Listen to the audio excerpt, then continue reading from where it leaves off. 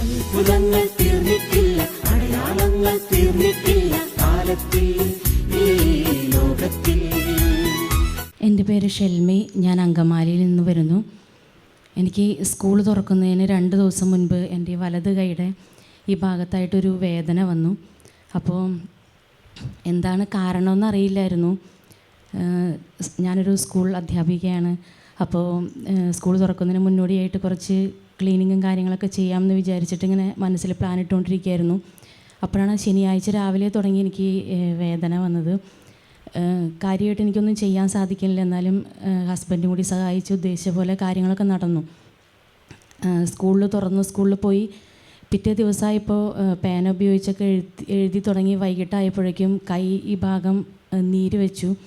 അപ്പോൾ എനിക്ക് പിന്നെ ആ കൈ കൊണ്ട് കാര്യമായിട്ടൊന്നും ചെയ്യാൻ പറ്റാത്ത അവസ്ഥ വന്നു. അപ്പോൾ ഞാൻ അച്ഛനെ മെസ്സേജ് അയച്ചു.